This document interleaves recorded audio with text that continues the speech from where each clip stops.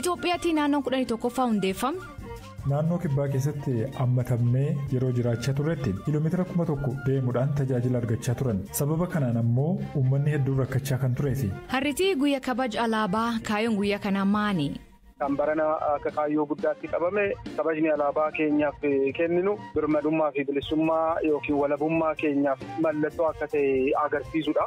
Asallaatti warshaan qalmaharree deebi'ee baname.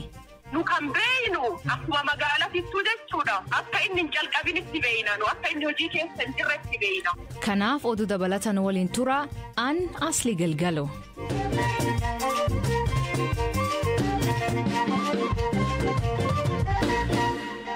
Dhaggeeffattootni oduutiin jalqabanii uummattoonni kibleet Itoophiyaa naannoo 11ffaa ta'anii akka hundeeffamanii fi uummanni miliyoona 1,200 ta'uu sagalee murteesse. Naannoo haaraa hundaa'e kan keessatti godinaalee 5 fi aanaa tokkotu argama.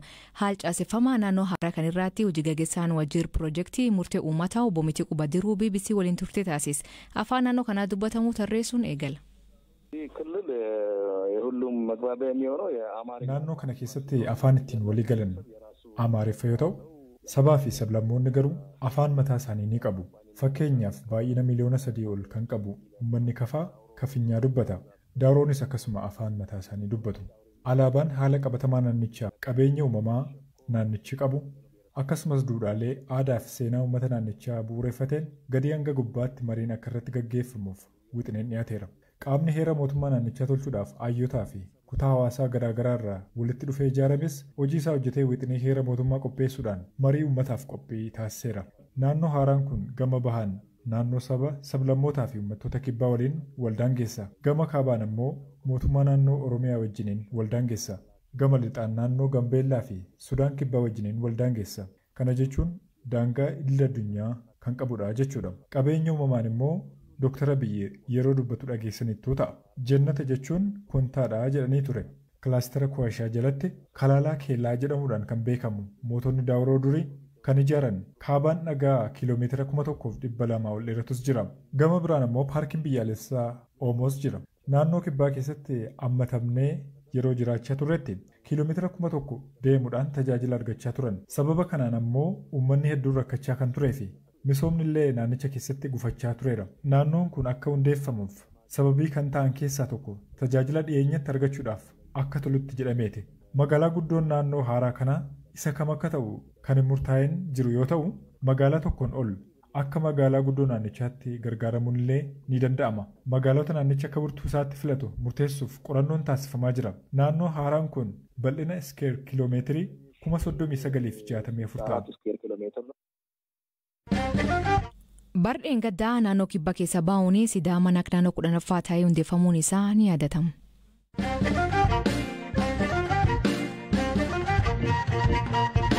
Waggaa waggaan Itoophiyaatti Onkololeessa 11 kan kabajamu guyyaan kabaja alaabaa tokkummaa fi jaalala alaabaa uumuu jedhan. Ayyaanichi irraa mata duree boqonnaan haaraa birmaaduma guutuu ol ka'iinsa alaabaa kenna jedhuun kabajama. Garuu kaayoon guyyaa kana maali? Akkamiin kabajamaa jennee dubbii hima wajjira caffee Oromiyaa obbo Abtaamuu Damisee gaafan.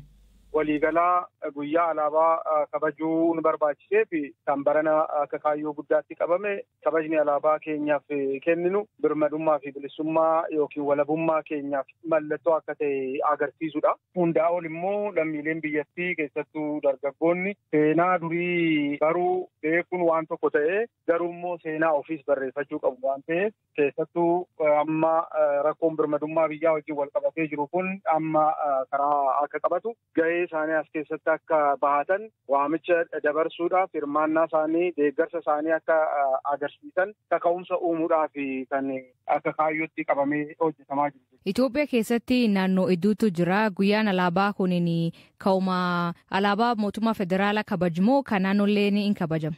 Naannoleenis alaabaa mataa isaanii qabu. Akka biyyaattis alaabaan mootummaa federaalaatiin akka biyyaatti itti fayyadamnus jira.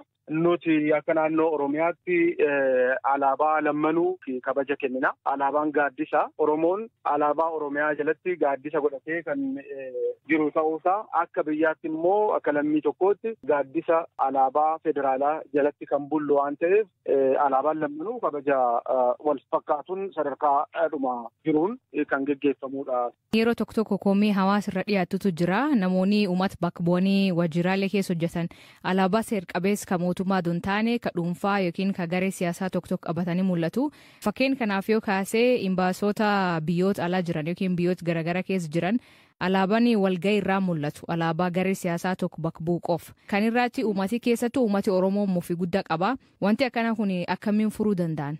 Gaariidha, waan gaarii kaastee akkuma waliigalaatti wanti hubatamuu qabu alaabaan biyya kana keessa jiru alaabaa lakkoofsaan 11dha jechuudha. Alaabaan seeraan beekamu naannolee hunda keessatti adda bahee seenaa isaanii, duudhaa isaanii, aadaa isaanii karaa ibsuun kan qopheeffatan sanatu alaabaadha jedhamee fudhatama waan ta'eef namni dhuunfaan waan tokko qabatee bahuu danda'a. Wanta akkasii sun amma baay'ee hir'ateera, rakkoon akkasii sun mul'atu. Naannee maqumaanuu yeroo kaasnu garuu inni alaabaa ta'ee miti kan fudhatamu faajjii paartii yookiin dhaabbata tokkoo ta'ee kan fudhatamu waan ta'eef rakkoo kan uumuu miti. Namni mirga isaa waan ta'eef alaabaa adda addaa harkatti qabachuu ni danda'a, rakkoon qabu. Amma akka duraanii hubannoon naannoo kana jirus amma tokko fooyyee qaba waan ta'eef kana namni akka hubatudha kanan barbaadu.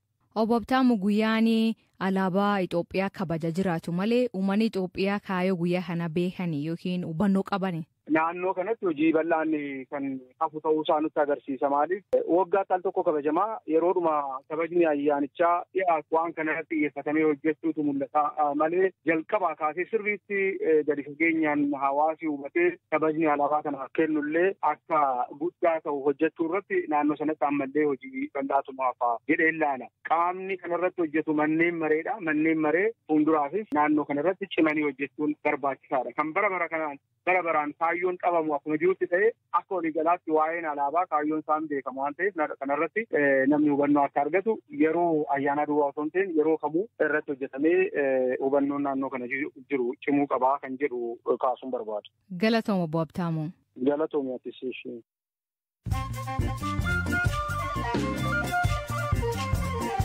Dhaggeeffattootteen kan dhaggeeffachuu jirtan sagantaa raadiyoo BBC Afaan Oromooti. Amma oduu gaggabaaboo addunyaa isanii dhiyeessa. Jalqabaanii atileetiin Itoophiyaa Seefuu Turaa dorgommii maratoon Shikaagoo mo'ate. Seefuun maratoonichaa sa'aatii 2 fi daqiiqa 6 fi sekoondii 12 xumure. Isaaf kun injifannoo sadaffaa. Tilmaamni olaanaa kennameefii kan ture lammiin Ameerikaa Geelan Rapp lammaffaa ba'uun dorgommicha xumure. Bokkaan guddaan Chaayinaa roobuu jiru namoota miliyoon 2 gahanii qe'ee isaanii irra buqqisuu miidiyaaleen biyyaalessaa ibsan. Bokkaan cimaan kun aanalee 70 keessatti manneen hedduu jissee sigig lafa geessis. Sababa bokka kanaa fi agammaa gargaarsa namaan ga'uun hin dandeenye jedhan aangawoonni. Namoonni 14 ajjecha pireezidantii duraanii Burkina Faso Thomas Sankara harka keessa qabaachuun himataman. Kun waggaa 34 erga bulchaan tokkummaa fi jabeenya Afrikaa falmaa turkuun fonqolcha mootummaa irratti loltootaan ajjeefamu. Agammaa Afrikaa keessatti Sankaraan akka gootaatti ilaalama.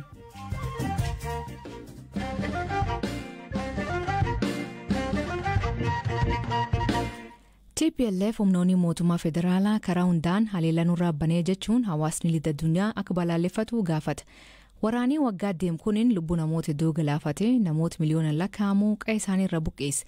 Dhumtorbaan dabre irra kaasee waraanii kaabaa kun akka haaraa jalqabu kan himan Biraanuu Gammachuu gabaas qaba. TPLF ibsa baaseen haleellaa humnoonni mootummaa federaalaa irratti raawwachaa jiran meeshaalee waraanaa gurguddoo kan akka taankii, rokkeettiiwwan, diroonii fi jettiiwwan waraanaan akka ta'e eera. Ibsa qaama waajjira dhimmoota alaa Tigraay jedhamuun bahe kanarratti TPLF onkoloolessa 1 bara 2021 ganamarraa kaase raayyaan ittisaa Itoophiyaa humnoota Amaaraan deeggaramuun addawwan hundaan haleellaa qindaa'aa baneera jedha. Waraanni akka haaraatti gaggeeffamaa jiru bakkeewwan naannoo Amaaraa keessatti argaman kan akka Geraagar, Wagalxeenaa, Urgeessaa akkasumas naannoo Affaarin ammoo adda tokkoon ta'uu TPLF fuula Facebook irratti ibseera. Uummanni Tigraay waraana hin barbaanne kanatti dirqamee seeneera kan jedhu ibsi TPLF kun lolicha mo'achuun dhimma jiraachuu fi jiraachuu dhabuuti jechuun haleellaa irratti baname humnoonni Tigraay ofirratti isaa jiru jedheera. Naannoo Amaaraa bakka humnoonni TPLF to'atan keessatti haleellaan qilleensarraa jabaan raawwatamaa akka jiru dubbi himaan TPLF obbo Getaachoo Raddaa jimaata darbe Rooyitersitti himee ture. Dhuma torban darbee guyyoota kamisaa fi jimaatarra naannoo Amaaraatti gama qilleensaa fi lafoon haleellaan jabaachuu maddi oduu Ajaans Firaansi Pireesisii maddeen gargaarsa namoomaa fi finciltootarraa mirkaneeffadheera jechuun gabaasee ture. Raayyaa ittisa biyya Itoophiyaa mootummaa naannoo Amaaraa fi waajjira ministeera muummeerraa dhimma kana qulqulleeffachuuf yaaliin godhame akka hin milkoofne garuu maddi oduu kun ibsee ture. Kamisa darbe garuu hoogganaan biiroo kominikeeshinii naannoo Amaaraa obbo Gizaachoo Mulune yaada tiwiiteera gubbaatti maxxansaniin uummata keenya sababa qaama shororkeessaa TPLF'n darramaa jiru bilisoomsuuf opereeshiniin keessa deebii hin qabne adda waraanaa hundatti yeroo kamittu saa kamittu akka raawwatamu ibsee ture. Amma yoonaatti garuu mootummaan federaalaa dhimma kanarratti yaada kenneen qabu. Waraana sadaasa darbe kaaba Itoophiyaatti eegale kanaan uummatni miliyoonaan lakkaa'aman harka dhiyeessitoota gargaarsa namoomaa ilaaluuf dirqamaniiru. Naannoo Tigraay keessatti beelli mudachuu akka malu UN's irra deddeebiin ibsaa kan ture yoo ta'u, aangawoonni TPLF ammoo sababa beelaan namoonni du'aa jiran baay'ee ta'uu himu. Dhaabbileen deeggarsa idil addunyaa dhiyeessan deeggarsa lubbuu baraaruuf oolu gara naannoo Tigraay akka hin seenneef danqaalee hedduu jiranii fi mootummaa federaalaa komachaa jiru. Mootummaan Itoophiyaa gama isaatiin danqaan dhiyeessirra kaa'ee akka hin jirre ibsuun haala dhiyeessin itti saffisu irratti illee hojjechaa jiraachuu hima. Ameerikaa fi gamtaan Awurooppaa waliigalteen dhukaasa dhaabuu raawwatame gaagaamni namoomaa kaaba Itoophiyaa dafee iwwayyaa'u yoo ta'e qaamolee waraana kana keessatti qooda fudhatan hunda irratti qoqqobbii kaa'uuf dhaadachaa jiru.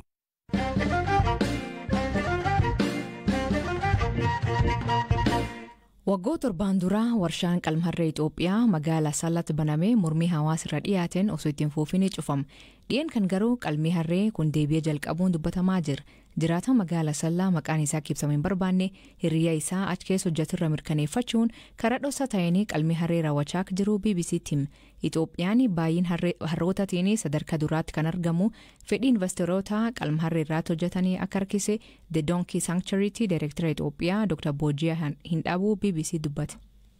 Roonni gaangoliin fardeen hojjetuudhaan kan uummataati. Uummatni goddaama jarreen kun ennaa dhufan sana ennaa alaasanii investimentii hojjetan maal jedhaniitu galan jedhama. Nuti harroota horsiifnaa kan uummataan cufnu. Bootufnellee kan dadhabanii jedhanii galan. Garuu hamma ammaatti kan isaan horsiisan hin argine. Rakkinni kana otoo horsiisanii hojjetanii waan gaarii garuu hin horsiisanii waan horsiisan natti fakkaatu. Kanaafuu biyya biraatti hin hojjenne waan akkana. Horsiifnee fi akkasumatti uummata irraa fuudhanii hojjetu. Akka waajjiraatti gaheen keenya kuni uummata tajaajilu. Yeroodhaaf kan tajaajilu fakkaata. Garuu gadi fageenyaan innaa ilaalamu uummatni keenya harroota irratti jiraata. Qonni harroota malee hin ta'u. Namni harree hin qabne harree jedhama. Kun kan jechi kun kan bahe uummata irraayi. Uummanni Itoophiyaa immoo garri harka 10 keessaa harki 9 qotee bulaadha. Qotee bulaan kun harree yoo dhabe booda deebi'eetu mootummaa faana wal lola.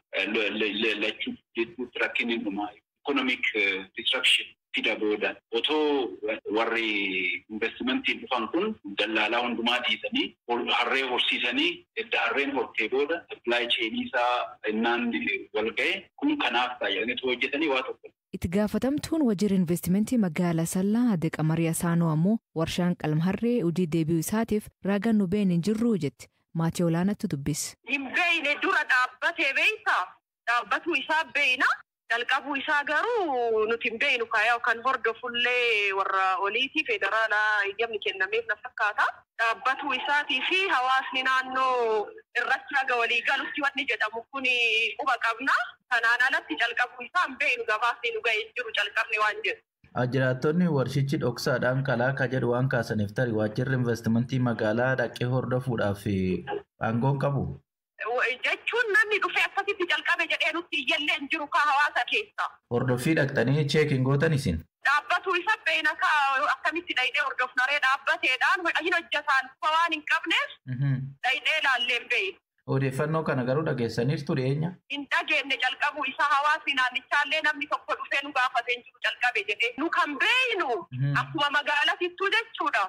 Akka inni hin jalqabinitti beekna nu akka inni hojii keessa hin jirretti beekna. Amma waan haasamu kanarraa kaatanii isin dhaqxanii hordofuu hin dandeessanii wakka? Hin dandeenya isintu nutti hime malee hawaasni nutti himne garuu immoo dhaqneetiniin hordofuu hin dandeenya waan amma isin eeruu nuun geessan kanarra.